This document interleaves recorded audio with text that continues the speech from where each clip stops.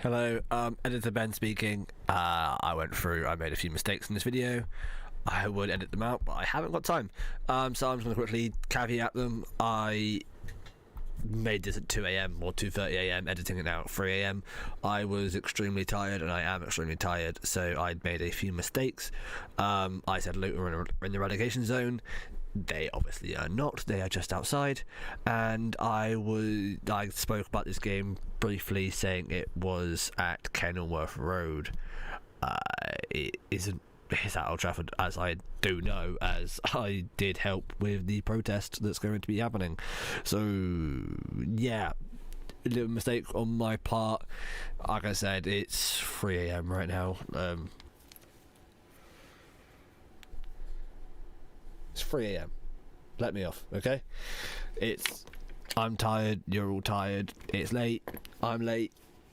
Let me off, please. Like I said, a few mistakes were made. It's at home. It's not going to change my opinion. The score that I said I'm going to stick with. But just I want to caveat that a few things I did say in here were wrong. I was tired. I apologise. Okay, so this is my preview. It's different from my other previews. Well, I haven't done one in a while, but I'm just going to talk for a bit. I'm not going to have any graphics come up. I'm not going to have anything like that. I'm just going to talk. I'm going to have subtitles at the bottom, obviously, as I have been doing recently. But apart from that, that's what I'm going to do. Just this nice quick turnover because it is 2 a.m. and the match is in 13 hours and I've got stuff to write about. So, in terms of Luton Town versus Manchester United, it's gonna be weird because Luton are a team that you're gonna look at and you're gonna think that everyone should be battering them. It shouldn't even be a close competition. We shouldn't be worrying about them one bit. But that's where the but comes in, especially with Manchester United these days. You don't know what Man United is going to turn up, and when it comes to Luton Town, they don't get beaten easily. It's a weird thing to say because they are sitting in the relegation zone, but they drew Liverpool, they drew Forest, they only lost by 1 goal to Tottenham, they beat Burnley, they drew with Wolves. They don't get battered. The only games that they've been battered in is Chelsea and Brighton. Apart from that, they only lose by like a little bit. They usually do stick out in the game. They're quite a hard-working team, which you'd expect from a newly promoted side. It's something that it's the minimum from any team that comes up. They're going to work their socks off. They're going to go for every 50-50. Because at the end of the day, for a lot of these players, they're fighting for their Premier League careers, their livelihood. They're fighting that little bit harder, which is where games like Liverpool and United this week, they're going to put in that little bit more effort. They're going to try and get their name out there to then, who knows, get scouted in the future. So because of that, they're going to run their socks off against us, and we struggle when that is the case. We have to start how we did against Copenhagen. We have to do fast, quick, flowing football, constant movement, constant rotation, and play this new system that Ten Hag started against Copenhagen. Recently we've been going for the 3-1-5 or the 2-2-5 or any sort of variation like that. It shifted to a 2-4-4. We had our two centre-backs would split. We had our full-backs wider, and then we'd have McTominay and Ericsson was the pivot that day, would drop a little bit deeper, just so we got that little link up. Because previously we found it when we were far too isolated. The back line would be one unit, then you'd have probably one midfielder, which was usually Amrabat or Ericsson just sweeping, and he had the rest of the players up in one unit up top. So there was a big disconnect. We're trying to get more players back just that we can get those link ups, just so we can play out a bit more effectively. The way we set up previously was high turnovers, was for that long ball, was for the 50-50s, because that's the style of play we have to play right now. We haven't got the option to play out from the back because we haven't got likes of Martinez, Luke Shaw, any of these players fit. So we have to go for Evans and Maguire, who sit that little bit deeper because they haven't got the pace to recover in transition. So sit a bit deeper and they have to spray those long balls. Because of that, we have to have more players up the top of the pitch to allow them to win the ball back high up, or to win the ball back and have numbers there to keep hold of it. So that's how we changed it against Copenhagen. We said, you know what, screw it. We're going to ignore the weaknesses of Evans and Maguire. They're going to sit a little bit higher. We're going to squeeze ourselves down a little bit deeper, and we're just going to try and play out from the back with those little triangles, and we're going to try and get as many players involved. Instead of having two separate units, we're going to have one fluid connection between the sides, and just want that a little bit nicer, because we saw little interchanges at the start. We saw McTominay floating, going back and forwards in that half space, which we saw for the first goal. We saw Bruno getting in some nicer areas. That was until Rashford did get sent off, and then we changed to a 4-4-1. Højlund up top, Garnacho on the left, Bruno on the right hand side, and we tried to have a double pivot there. So hopefully we don't get anyone sent off this time. Would be lovely, and we can continue to play how we were against Copenhagen the first 40 minutes. There were some really nice interchanges, which we saw 2 goals be scored. 2 very different goals as well. One from a high turnover, well, was from like near the halfway line turnover. Bruno played it quickly. Garnacho went through, shot, saved. Højlund tapping. So it was a quick transition, that one. The first goal was from about 35-40 passes, just starting on the back line, just constant shoehorn, just a nice little rotation, and then Dalot drove up, played to Bruno played long to Rashford had the ball up nicely, found Wan-Bissaka found McTominay, who squared it to a nice run to Højlund. So it's very different goals. We had one where we built up from the back, we had one where we transitioned quickly. So it's good that we're showing that little bit of variation. Hopefully we see that more against Luton. I kind of play a bit of a low block. They're likely to play 5 at the back, like they did against Liverpool. We're going to see the likes of Ted and Mengi, who was ex-Manchester United. They don't play out from the back. They look to just try and bully you if they can. They've got quite big centre backs, so they're going to look to play quickly. So as soon as they get the ball, they're just going to kick it long. They're going to aim for the channels because they have some really, really quick wingers. They've got like Ogboni. That was a really poor pronunciation from me. Ogbeni, something like that. Ogboni. And then they have Tahith Chong on the other side, who we saw from Manchester United as another player from our academy that we did let go. They have some decent wingers. That's where their threat's going to come in. They've got the likes of Andros Townsend and Ross Barkley as well in midfields. They've got options from deep. They have players that can hit that effort. And they have some good players. They've got like Tom Lockyer, who's their captain. He's got some good interchanges. He's going to look to be on the ball. He's probably going to be there more. The more ball playing of the centre backs. Ted and Mengi's not going to look to do that. He's just going to look to win every duel, just give it off quickly. He's not going to hold the ball very long. But we shouldn't really be worrying about how they play too much. It's Luton Town. Again, the day, like I said, they're difficult to beat. But we had to focus more on our game and less on theirs. If we play our football, we will win, and hopefully fairly comfortably. They don't get beaten by a lot. They don't concede incredible amounts of goals, but they don't score very much either. If I have a look, see the stats. Yeah, they scored 10 goals. Only Sheffield United, Burnley, Bournemouth and Fulham have scored fewer. Then again, they've only scored 2 less than us. And they've conceded 21, which doesn't sound great, but that's 6 less than Bournemouth and Burnley beneath them, and 9 less than Sheffield United as well. And it's only 2 worse than Wolves in 14th, and it's only 5 worse than us, and it's only one more than Brighton have. So they do concede a fair bit, but not for their stature. They don't concede as many as you'd think they would do, just less than 2 a game. And for a side like them, that's not bad. And they score almost 1 a game as well. So pretty much every game ends around 2-1, 2-0, 1-0. It's quite a tough affair. If I bring out some data, you know what, I am going to switch my screen in a second so you can see this. Let me get it up. While I'm getting this up, let me go through the Manchester United starting lineup that I go for. It's pretty obvious I'm going to go for Andre Onana in goal. He's been far better recently, ever since that penalty save against Copenhagen.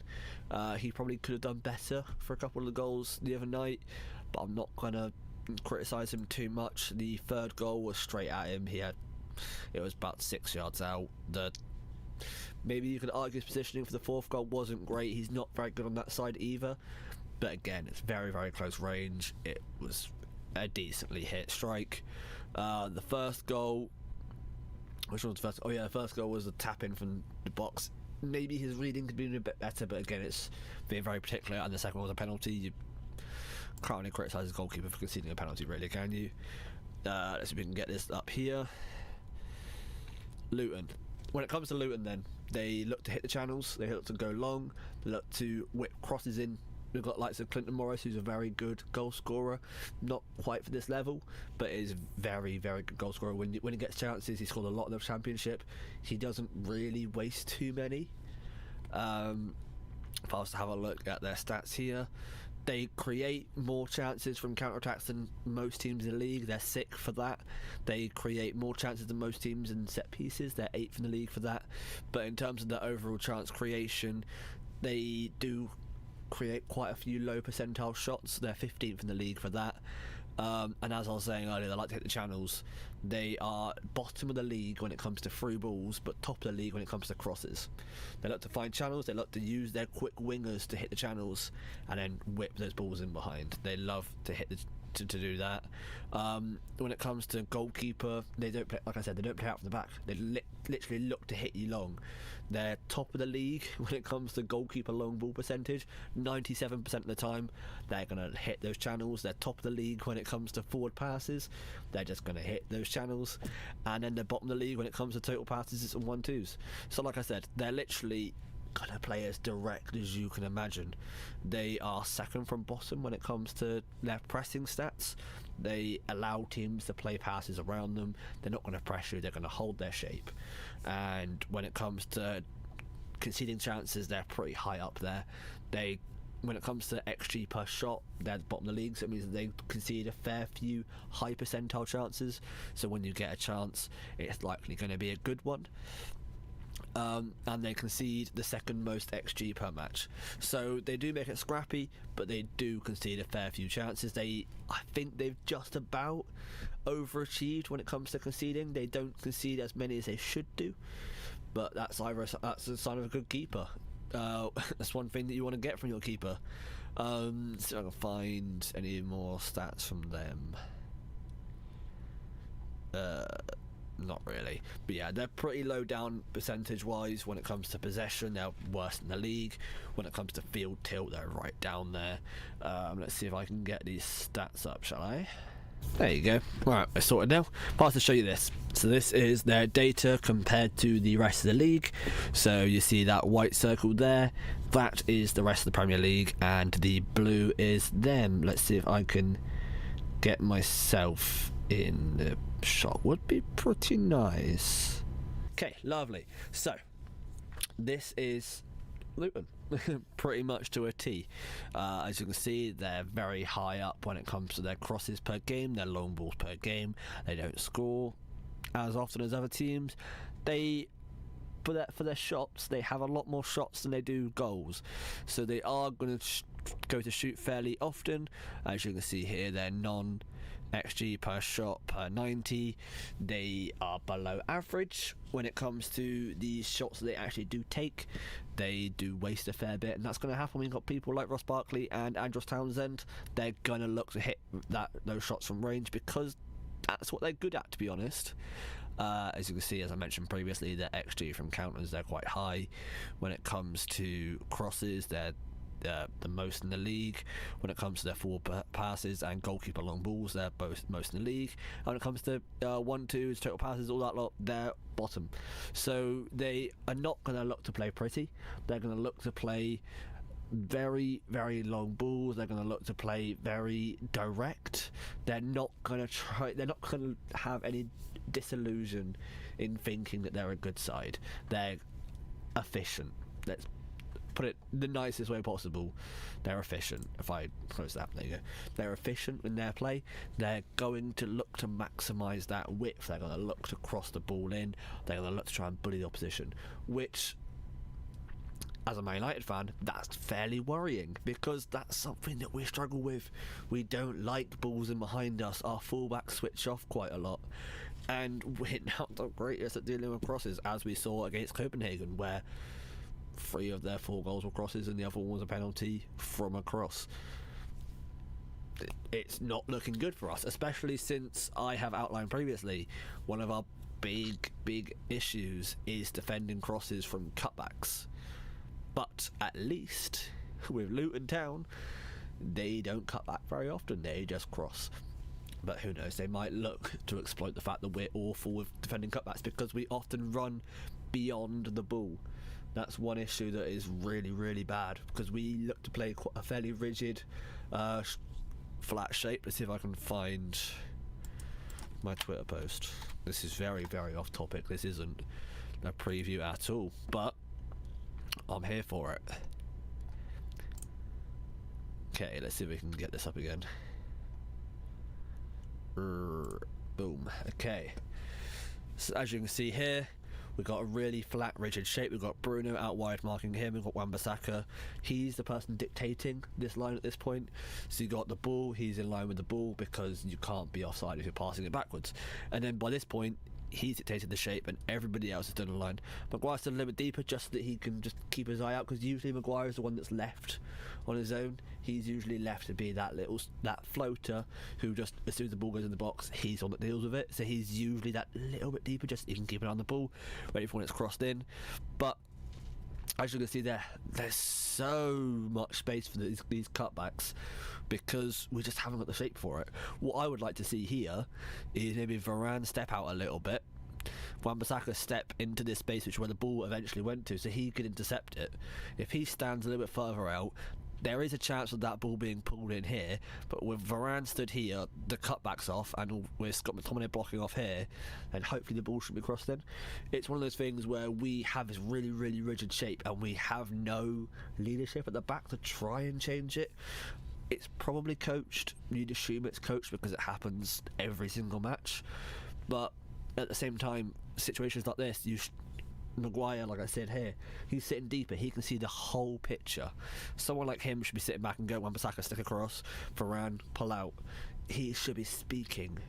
He should be talking everyone through it. He has the best picture at this point because he's the one stood back a little bit, observing play. He should be telling Varane just to pull out, because if I go across here and the next picture, they've won the ball back fairly comfortably here, and it's recycled from what could have been a nice easy interception has turned into them having a really good chance. We've now got this rigid shape again, so we've got the back four plus McTominay plus Amrabat. You look at that and you go, okay, we're in a pretty good shape, apart from these two down here who are left. We've got one left unmarked, one left half marked, and we've got Amrabat as well. That's an issue, how he stood. He's standing between the man and the ball, which it's question marks whether that's good or not. I don't like it. I like people to be stood man on. I like him to be standing between the goal and the man, just so that even if he wants to make that run, Amrabat can at least slow him down. You don't score from space, you score from the man having the ball, so stop him from going in the direction he wants to go in. It's as simple as that. And because he hasn't got man on, this player's out a free run. He's gone 2v1 with Maguire. Maguire's fluffed his lines, it's bounced off the top of his head, and it's fallen to him back here. Even more off topic, but hey ho. Preview for Luton Town. I'm going to go for Andre Onana in goal, obviously. I'm going to go for a back four of Aaron Wan-Bissaka. I'm still not fully convinced on him. I like his recoveries, so he will be very good in this game, because as I said, they look to go wide, they look to go long, so he will do quite nicely. And then on the other side, I'm going to go for Sergio Reguilon. This is no slight on Dalot. He's had a really poor few weeks. He is my preferred right back in terms of overall play, but he looks mentally checked out. He just looks so just off it. That's probably down to the fact that he's playing every single week in a different position every single week because of all of these injuries we do have. We don't like to mention it, but we do have injuries. But yeah, I think it's going to go for Sergio Reguilon here. It might even be Lindelof again, with him being back, but I doubt it with our centre-back issues, with Johnny Evans now off injured also.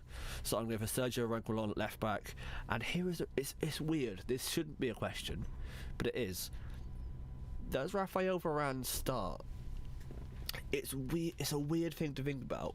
Does Mr. Rolls-Royce Champions League Rafa, does he start? I think he doesn't, you know. We haven't seen him starting because Johnny Evans is there, and Johnny Evans is far more comfortable with his left foot than Rafael Varane is. It opens channels, but it's also when it comes to even in games like this, it was mainly evident with City, which is why Johnny Evans did come in. City like to pull wide, they like to have people in the half spaces, have it cut back, and then you do often see your centre backs isolated 1v1. And in that position, I was taught as a defender, you always show them away from goal, and to do that, you have to show them wide. So like for example, if you're on that side, if I try and show it here, you're going to show them this way. You're going to open your body, and you're basically going to say, I want you this way. And that's going to force them that way. If they go to step towards you, you've got your body weight shifted to face them, but you're going to try and force them wide. And once you force them wide, your lead foot becomes your left foot there. So you want a left footer to win that ball back. So you're going to try and force them wide, you're going to try and force them towards the byline, and by that situation, your lead foot, your strong foot, is your left foot. So you do want a left footer there, but it also is prevalent and evident that he wants a left footer there for build up. So that's why he's been going for Johnny Evans recently. But now with Johnny Evans out, with Luke Shaw out, with Lissandro Martinez out, we have no player comfortable on their left foot in that situation. So it's a question, does he go for Harry Maguire and stick him on the left, where he really struggled against Copenhagen, and he has been struggling recently? Even though it's weird, that's where he played under Ollie quite fairly often. It was Varane and Maguire, with Maguire on the left hand side, but he just hasn't quite grasped being on that left hand side under Erik ten Hag. I don't really know what it is. I need to look into it, but he just hasn't quite got there. I think he goes for Lindelof and Maguire. Or does he go for Lindelof and Varane? I don't think he drops Maguire, not with his current form, as he's speaking out about him a fair bit. Varane didn't quite look at the races. He hasn't played very much recently, and because of all the stoppage time and because of the Johnny Evans injury, he did almost play 90 minutes the other day, so I think he's going to go for Lindelof. Lindelof is obviously not a better player than Rafael Varane. No one's ever going to say that. Varane is clearly the better player, but it's weird with Victor Lindelof. He suits Maguire more than Varane, but he also suits Varane more than Maguire. If you're going to have a partnership, it isn't Lindelof, it isn't Varane and Maguire.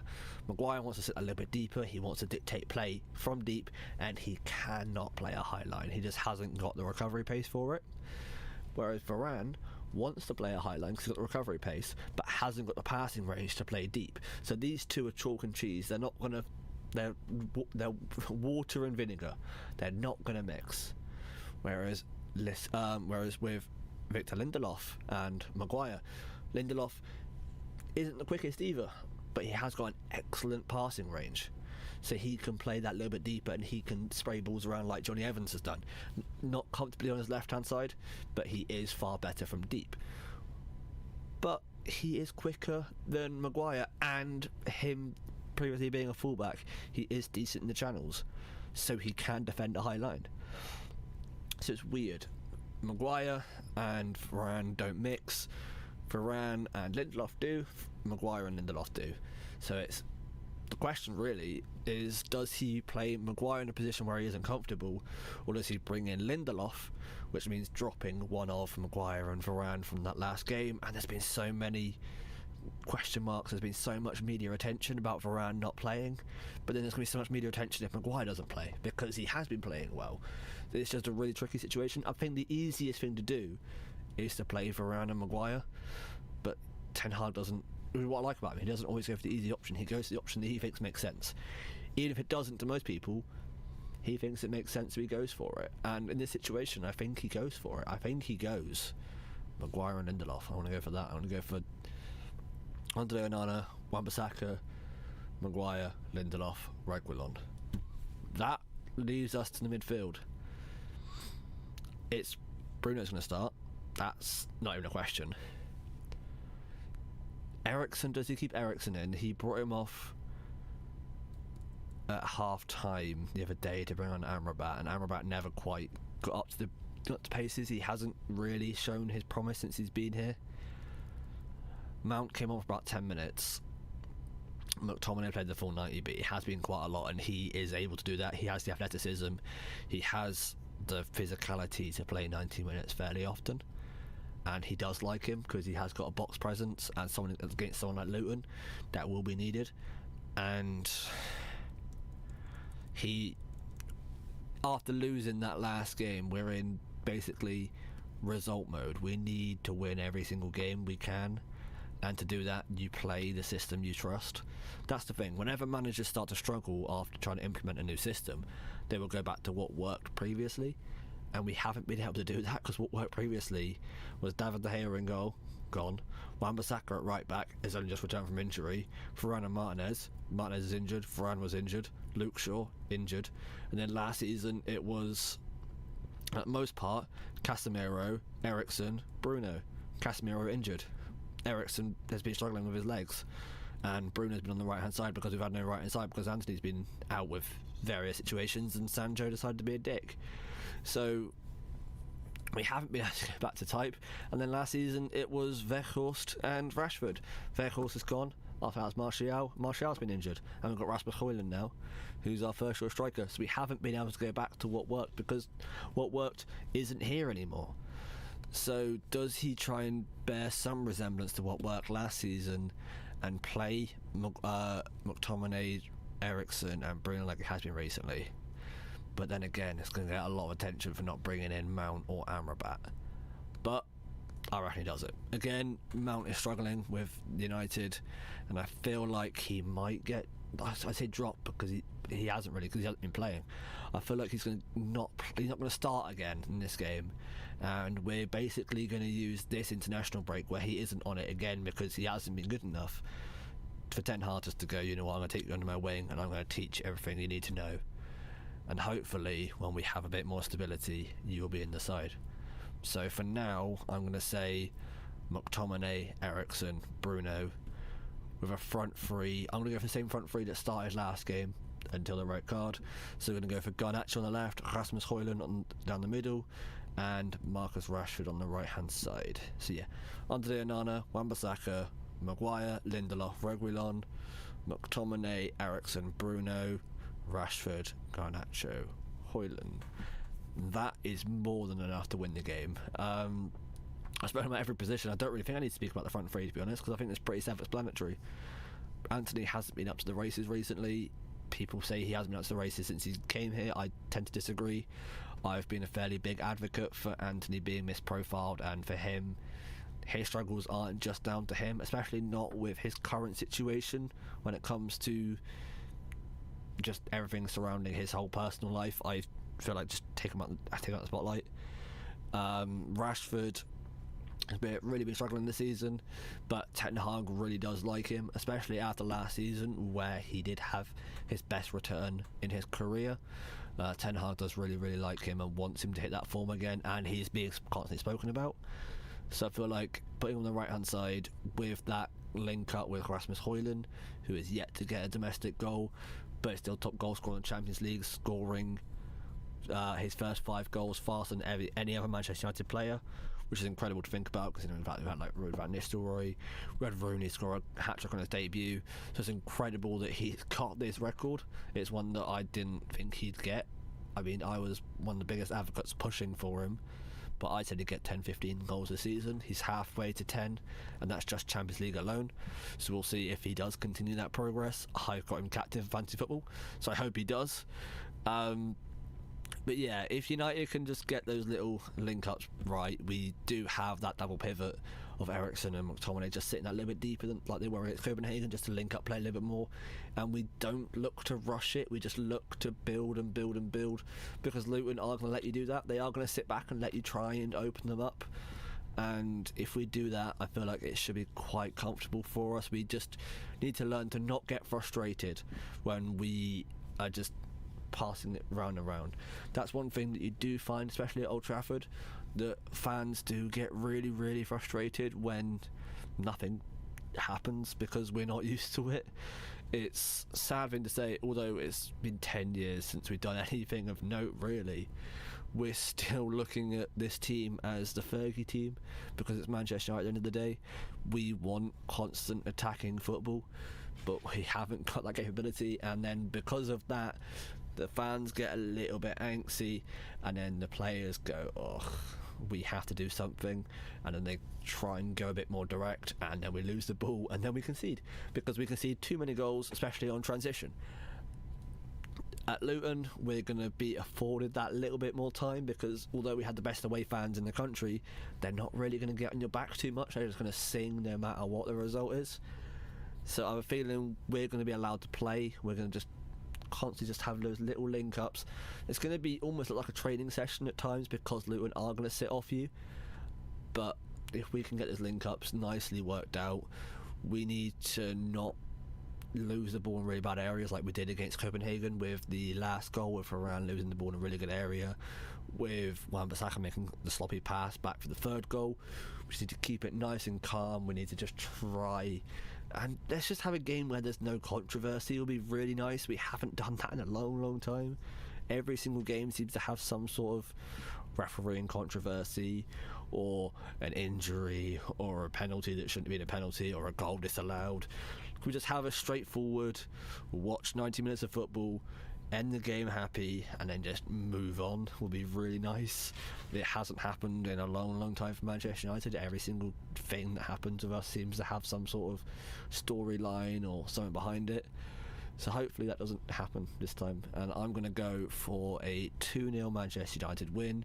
That will see us climb the league up to 6th, I think. I'm not sure if those above us play before. Let me have a look-see-doodle. Premier League. So it looks like 3 o'clock kickoffs, because we're 3 o'clock kickoff, which is lovely. Before us, we have Wolves, who cannot overtake us. We have Tottenham, who obviously can't overtake us because they're ahead of us. And then at the same time, can Palace overtake us? They can. Okay, yeah. So win tomorrow, and for a brief moment at least, we will go 6th, 1 point off of 5th, which, depending on different UEFA coefficients and the new Champions League format, 5th will be good enough for Champions League. So win tomorrow. We've had a really poor start to the season, but win tomorrow and we're 1 point out of Champions League places, and I'm not going to complain about that. That's enough that we can build upon it when we get our players back and we get a bit of momentum going, because although we've been awful overall this season, we've won 3 out of the last 5, and that's one of the better forms in the league. It's identical to City. It's one less win than Tottenham. It's the same amount of wins as Arsenal. It's more wins than Liverpool. It's the same amount as Villa, same amount as Newcastle. It's really poor, but only Tottenham have won more games the last 5 games than us, which is really weird. This is a really weird season. But 2-0 tomorrow, or today actually. Marcus Rashford and Rasmus Højlund to open his domestic account. Leave your comments down below if you're watching this on Twitter or on YouTube, and let me know what your predictions are. It's a bit of a different one, bit longer winded than I hope it's going to be. Hopefully I can do more videos like this, because I've got this all a little bit more, I don't know, better set up now. It's a bit more sustainable the way I'm doing it. So hopefully, yeah, we'll see how it goes. I'll see you in the next one. Hopefully we enjoy a 2-0 win or a comfortable win for Manchester United. See you in the next one.